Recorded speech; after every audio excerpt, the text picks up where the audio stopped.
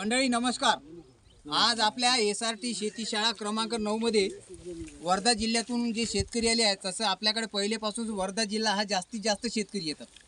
भरपूर मोठी लँड आहे, तिथे खूप मोठी जमीन आहे आणि शेतकरी पण खूप येतात। आज आपल्या SRT शाळेमध्ये वर्धा जिल्ह्यातले जे शेतकरी आलेले आहे, आपण त्यांना विचारू की SRT शेती शाळा आता कंटिन्यू त्यांच्या जिल्ह्यातले शेतकरी करतच आहे, पण ते सुद्धा आले, अजून किती शेतकरी येतील हे पण सांगता येईल। आणि आपण त्यांना त्याचा साहेब आपला परिचय द्या, नाव सांगा आणि SRT शेतीकडे काय यावं वाटलं असं सांगा। नमस्कार, मी अभिजित सुरेशराव नाखले, मुक्काम बाबुळगाव, तालुका सेलू, जिल्हा वर्धा।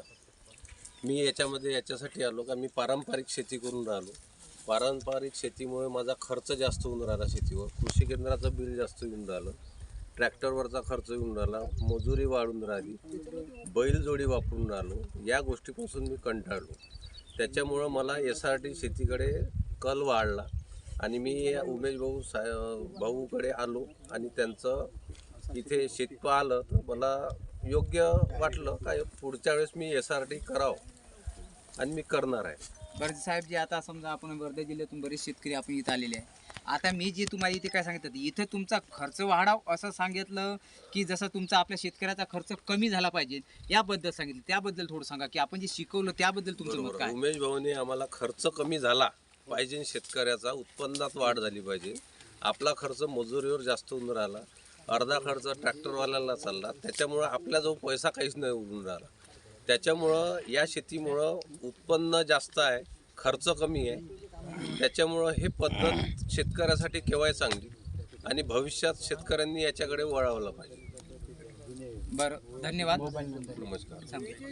त्याच वर्धा जिल्ह्यातले हे दुसरे शेतकरी आहे। साहेब आपलं नाव सांगा आणि SRT बद्दल आपलं मत सांगा। माझं नाव रमेश दशरथजी वाळके, मुक्काम पोस्ट वायगाव दीपानी, तालुका वर्धा, जिल्हा वर्धा। मी पारंपरिक शेती करत आहो।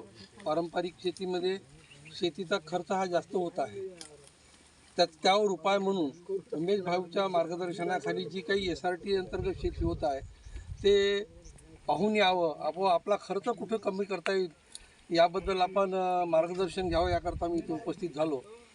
त्या दृष्टीने आज मशागतीचा खर्च, कृषी डिबिस्टाचा खर्च व मजुराची टंचाई ह्या 3 महत्त्वाच्या समस्या आजच्या पारंपरिक शेतीला भेडसावत आहे व त्यावर निश्चितच उपाय उमेश भाऊच्या मार्गदर्शनाखाली आम्हाला SRTचं मार्गदर्शन मिळालं, त्या मार्गदर्शनामध्ये त्याचा निश्चितच उपाय आहे हे आता आम्हाला 100% जाणवलं आहे। यापुढे आम्ही तो प्रयत्न SRTचा करू।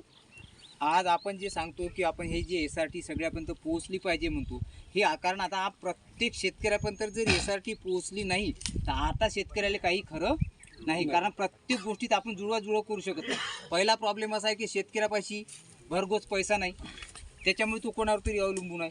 दुसरी गोष्ट का त्याच्या घरचे शेतकरी, जे पूर्वी प्रत्येक माणूस शेतात जाऊन काम करत होता, आता तुमच्या घरचे किंवा माझ्या घरचे समजा कोणीच जायला त्या गोष्टीसाठी तयार नाही आणि मजूर भेटत नाही, तर मग आपल्याला समोर चालण्यासाठी ही SRT पद्धत हे आपल्यासाठी खूप बेस्ट आहे आणि शेतकऱ्याचा उद्धार याच्यात नक्कीच होईल। दुसरी गोष्ट, माती आपण जे करतो हे मातीवर उत्पन्न घेतो, तीच जर आपण व्यवस्थित ठेवली नाही मग उत्पन्नाची अपेक्षा आपण करायची कोणाकडून? नुसते रासायनिक खत आणि शेणखत टाकल्याने उत्पन्न होईल का? तर नाही होणार। त्याच्यासाठी आता काळाची गरज आपल्याला SRT करावीच लागेल। धन्यवाद, तुम्ही इथं आल्याबद्दल धन्यवाद।